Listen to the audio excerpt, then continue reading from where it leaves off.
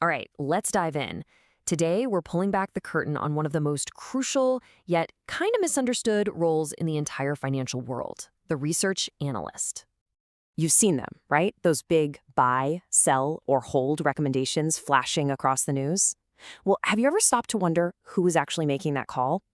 The answer, 9 times out of 10, is a research analyst. And today, we're going to figure out exactly what they do. Okay, so first things first. Let's start with the absolute basics, their core mission. What are they fundamentally trying to do? What's the whole point? So, by the book, this is the definition. But what does that really mean? Well, think of them as financial detectives. They're the ones digging deep into companies, entire industries, the whole shebang. But, and this is the key part, it's not just about collecting a mountain of data. The real goal is to turn all that research into 2 critical things: sharp insights and actionable recommendations. So why should you care? Because ultimately, their mission is all about helping you. They're basically your filter for all the craziness in the market. Their entire job is to slice through the noise, the hype, and all the emotional ups and downs so that you can make choices based on actual, solid research. All right, so we know their mission, but what does a research analyst actually do all day? Let's take a look at their key functions.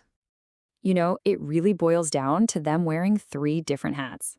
First, they're data detectives, digging through everything: financial statements, industry news, the works. Then they put on their forecaster hat, using all that data to build these pretty complex models to predict where a company's headed. And finally, they have to be great storytellers, taking all that heavy-duty work and turning it into a research report that actually makes sense. Okay, this brings up a question I hear all the time. With all this talk about buy and sell, are these the people who are actually placing the trades for you? And the answer is a big, simple no. That's a common mix-up. An analyst's job is to do the research and make the recommendation. The person who actually hits the button and executes the trade, that's a broker. It's a really important distinction. I love this analogy. The analyst gives you the map, but it's the broker who actually drives the car. So, what kind of person does it take to do this job? Well, it's a pretty special mix of skills. You have to be a wizard with numbers, obviously. You need deep, deep financial knowledge. And this one is so important. You have to be able to communicate really complex ideas in a way that's simple and clear. And yeah, as you can see, physical strength, not so much, thankfully. All right, now here's where it gets interesting. Not all analysts are created equal. You can basically group them in a couple of different ways, but a really big one is who they work for. And trust me, understanding that difference is absolutely crucial. First, let's talk about their methods. There are really 2 main schools of thought here. On one side, you have fundamental analysis. These guys are like business investigators. They're looking at a company's real health, financial statements, management quality, industry trends, to figure out what it's actually worth. Then you have technical analysis. These folks are more like market psychologists. They're obsessed with charts and patterns, believing that past price movements and trading volumes can tell you a lot about the future. Now, these different approaches get used by 3 main types of analysts.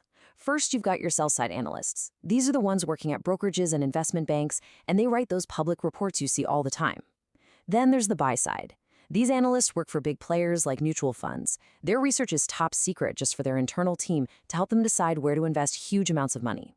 And finally, you have independent analysts. They're kind of the free agents of the bunch, selling their research to whoever needs it.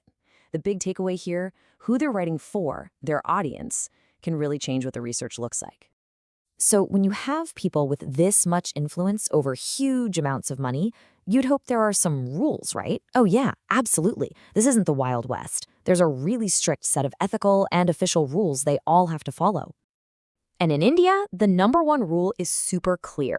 You can't just wake up one day and call yourself a research analyst. Nope. You have to be officially registered with SEBI. That's the Securities and Exchange Board of India. It's not optional, it's the law. And this has been the standard since 2014. That's the year SEBI put the official research analyst regulations in place. And look, these rules aren't just there to create paperwork. They exist for a really important reason: to protect you, the investor, by making sure everyone in the profession meets a high standard. And if you boil all those rules down to one core idea, this is it. The single most important ethical duty is avoiding conflicts of interest. It means an analyst's recommendation has to come from their research, period. No outside pressure, no personal financial incentive. Because at the end of the day, in this job, trust is everything. So there you have it. We've looked at who these analysts are, what they do, and the really important rules that guide them. So the next time you see one of those buy or sell reports, you'll have a much better idea of what went into it. The only question left is, now that you know the players, how are you going to read their research differently?